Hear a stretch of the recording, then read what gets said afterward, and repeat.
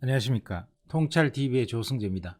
오늘의 주제는요, 중국 경제의 미래, 어떻게 대변화할 것인가에 대해서 집중해 보여드리도록 하겠습니다. 자, 이 중국의 미래가 어떻게 될까? 앞으로 중국의 미래는요, 구조적 하강 트렌드에 접어들 것이다 하는 것이 저의 분석입니다. 중국 경제는 폭망한다, 이런 얘기들도 많고요. 그 다음에 중국이 미국을 앞지르는 날이 결국 올 것이다, 이런 말도 있는데, 제가 판단하는 것으로서는 중국은 구조적으로 하강한다. 폭망하진 않지만 구조적으로 지속적으로 내려오는 그런 상황이 될 것이다, 이렇게 판단이 됩니다. 그 이유는 세 가지인데요. 첫 번째가 구조적 변곡점으로 전환했다는 것이죠. 중국 경제의 구조가 말이죠. 지금까지 사실 지난 수십 년간은요, 중국이 세계의 공장으로서 크게 성장을 했습니다. 세계의 공장이 되어서 미국에, 특히 미국을 중심으로 해서 서구 국가에 여러 가지 필요한 물건들을 공급함으로써 세계의 공장 역할을 하면서 또 외국의 투자 자본을 마음껏 받아들이면서 그 돈을 갖고 마구 성장을 했죠. 그래서 고도 성장을 지난 수십 년간 기적적 성장을 이룩했습니다. 그런데 전 세계가 이제 또 4차 산업혁명기에 접어들고 이러면서 완전히 구조적인 저성장기로 접어들었습니다. 그러다 보니까 공장이 이제 너무 많이 커졌고 과잉이 되어버린 것이죠. 그러다 보니까 자체적으로 내수 소비 중심으로 중국의 경제 자체를 바꿀 수밖에 없는 상황이 되어버렸습니다. 그런데 내수 소비에서도 한계가 있는 부분은 무엇이냐? 첫 번째가 중국의 14억 인구 중에서 정말 소득이 아주 높은 인구는 4억이 채 안 된다는 것입니다. 나머지 10억 명, 그 중에 특히 한 3, 4억 정도는 극빈층입니다. 그리고 평균 소득이 아직 $10,000밖에 안 되죠. 이 $10,000 갖고는 완전히 안정적인 그런 선진국 대열, $30,000, $40,000 수준으로 가는 것이 굉장히 쉽지 않습니다. 그 사이에 모든 과정을 잘 이겨내야만 갈 수 있는 길이죠. 그런데 $10,000에서 벌써 굉장히 건너기 어려운 충격들이 발생하고 있다는 것이죠.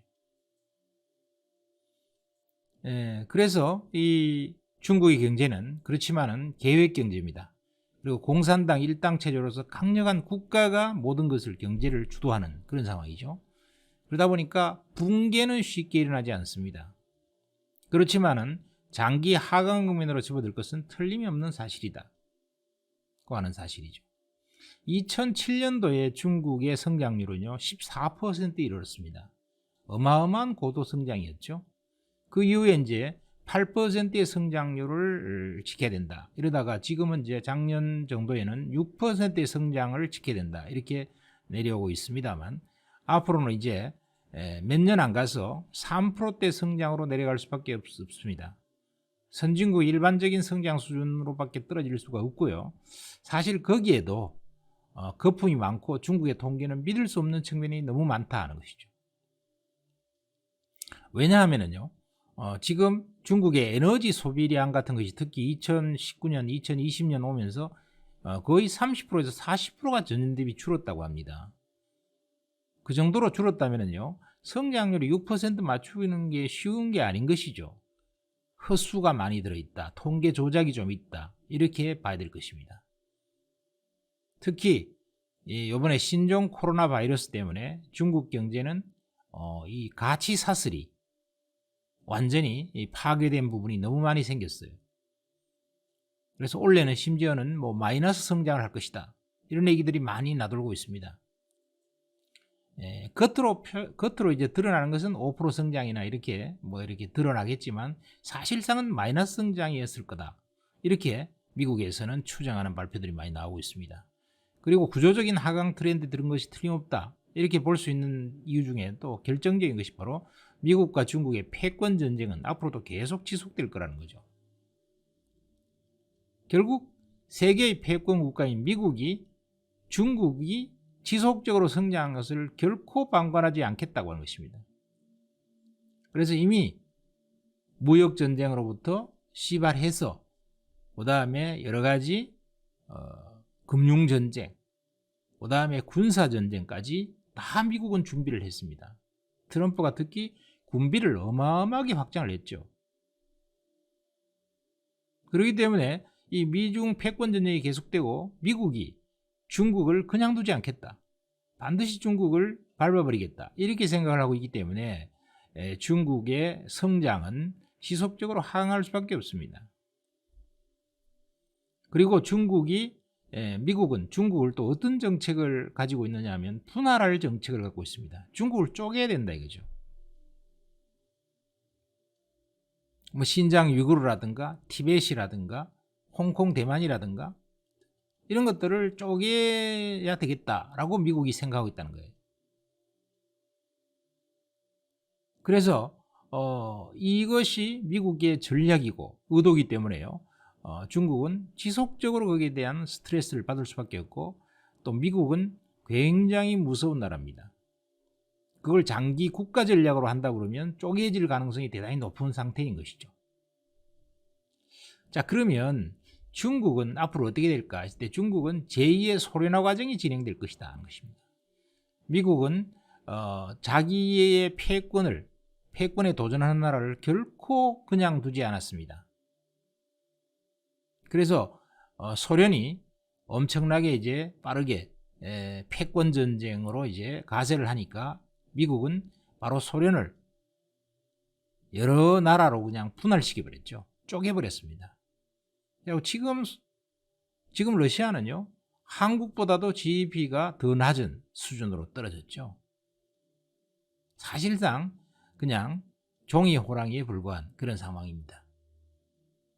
중국이 미국을 능가하겠다, 미국의 패권에 도전하겠다, 이렇게 이제 발표를 한 것이 치명적 실수였다, 이렇게 보는 것이 맞다는 거죠.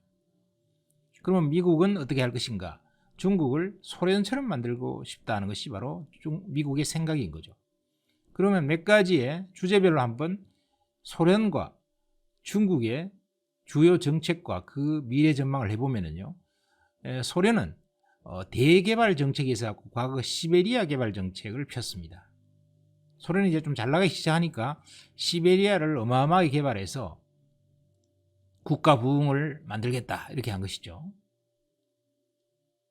그런데 중국은 1대1로를 개발해서 석유 수송권을 확보를 하고 그 다음에 유럽으로 가는 대륙을 완전히 장악하겠다, 이렇게 이제 생각을 했죠. 거기에 대해서 미국은 강력한 방해 전략을 사용하기 시작했습니다. 자, 그래서 미국의 정책은요, 과거에 소련이 잘 나갔을 때는요, 소련을 해체해야 되겠다, 이렇게 해서 결국 해체가 된 것이죠. 지금 러시아로 다 해체가 돼버리고 쪼개져 버렸습니다. 그런데 그 미국이 바로 중국을 해체되겠다, 이렇게 생각하고 해체 전략을 시도하기 시작했다는 거죠. 이미 대만도 지원하고요, 홍콩도 이제 중국의 영향권에서 뭔가 제약을 걸기 시작했습니다. 그리고 티베트, 신장 위구르 같은 경우도 결국은 미국이 앞으로 지원할 가능성이 대단히 높죠. 특히 한반도, 남북을 미국 주도로 자유민주주의 진영으로 통합을 시켜서 만주를 넘기려고 하는 이런 전략에 대해서 지금 벌써 미국에서 띵크탱크에서 자료들이 슬슬 나오기 시작하고 있습니다. 그리고 군비 경쟁에서요, 결국 이 소련을 해체하고 소련을 약화시켰던 전략 중에 하나가 레이건의 군비 경쟁 정책이었죠. 뭐 돈이라고 하는 측면에서는 소련이나 중국보다 미국은 달러를 기축통으로 갖고 있기 때문에 돈을 무한대로 찍어낼 수가 있어요. 레이건은 이제 스타워즈 전략, 우주전쟁을 시작한다고 하면서 군비 경쟁을 촉발시켰죠. 트럼프도 지금요, 최근 2-3년간 엄청나게 군비를 증강시켰습니다. 그래서 핵무기도 전술적 핵무기를 실제로 전쟁에 사용할 수 있도록 개발을 했고요, 또 레이저라든가 이런 첨단 무기에 대한 개발, 우주군을 창설을 해서 그쪽을 굉장히 강화시키기 시작했어요. 또 중거리 미사일을, 첨단 미사일을 개발해서 막 배치를 하려고 하고 있죠. 그러면 여기에 대해서 어마어마하게 이제 중국도 군비를 마구 증강시키게 됩니다. 근데 지금 중국은 결정적으로 경제 하강기에 접어들었는데 이렇게 군비에다가 돈을 많이 쓰게 되면요, 결국 망하게 된다는 것이죠. 자, 그리고 패권 전쟁도 계속 이어지고 있다. 그래서 소련은 미소 패권 전쟁에서 결국 패해버린 거죠. 그래서 쪼개져 버렸고요. 중국도 패권 전쟁에서 결국 무역 전쟁을 1차 전쟁을 했는데 이미 완전히 패배한 모습을 드러내고 있습니다. 그리고 지도자의 부패라는 측면에서 소련은 광범위한 부패가 존재했었고요. 중국도 지도부의 부패 양상은 대단합니다. 그래서 중국의 최고위원들 이래 보면은요, 막 재산들이 기본적으로 1조, 2조씩은 다 가지고 있다. 평균에서 1조 5천억. 이게 재산이라는 말이죠. 미국 고위층보다 수십 배 더 재산이 많아요. 그게 너무 썩었다는 얘기죠. 그래서 중국은 결국 미국이 이와 같은 정책을 쓰고 있고 결정적인 변국적 영역이기 때문에 제2의 소련과 같은 형태로 점차로 변할 수밖에 없는 상황이다 라고 말씀을 드릴 수 있을 것 같습니다. 그러면 여기서 한국의 선택은 무엇을 선택해야 될까요? 중국의 미래가 부분적인 소련화, 소련보다는 좀 나을 겁니다. 왜냐하면 소련은 이 자본주의 시스템이 워낙 도입이 안 됐기 때문에 그런 거예요. 중국은 공산당 체제긴 하지만 자본주의 시스템을 약간은 도입을 했죠. 그렇지만은 기본적으로는 사회주의 체제를 갖고 있기 때문에 한계가 발생합니다. 그러니까 한국이 선택할 수 있는 부분은 무엇이냐 하면은 시장을 다변화해서 빨리 중국 편중에서 탈출해야 됩니다. 이게 시급합니다. 그래서 인도라든가 동남아라든가 아프리카라든가 남미 같은 시장을 많이 개척해야 됩니다. 미국은 뭐 기본적인 것이고요. 미국, 유럽은 기본적인 것이고 그 외에도 앞으로 커갈 이러한 시장을 빨리 개척해서 중국 편중으로부터 벗어나야 된다는 것입니다. 두 번째는 혁명적인 규제를 철폐해야 됩니다. 우리나라는 그동안에 온갖 기득권층에 이런 것들이 법으로 전부 다 보호가 되고 있고 이래서 뭔가 새로운 신산업이 성장할 수 있는 방법이 없어요. 그런데 지금 4차 산업革命이 다가왔죠. 시장을 완전히 열기 위해서 규제를 혁명적으로 철폐해야 됩니다. 이거 하나만 잘해도 위대한 대통령입니다. 누가 되든지 말이죠. 그 다음에 메이지 유신급의 국가 개조 개혁이 필요합니다. 지금 우리나라의 시스템은 너무 낡았어요. 그래서 새로운 혁신적 시스템으로 또 자유시장경제의 민주주의를 발현하는 그런 혁신적인 정책을 계속 유지할 수 있도록 국가 구조를 개혁해야 됩니다. 그리고 장기적으로는요, 미국의 지원하에 한반도 통일을 이루게 해서 만주까지 우리가 우리 영토로 편입하면서 한민족의 위대한 한민족의 르네상스를 만들어야 될 것입니다.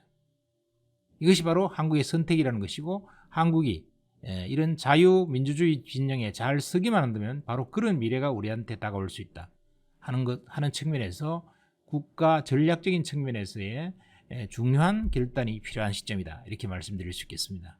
자, 그러면 구독과 좋아요 눌러주시고요. 앞으로 좋은 방송으로 여러분들께 다가가도록 하겠습니다. 감사합니다.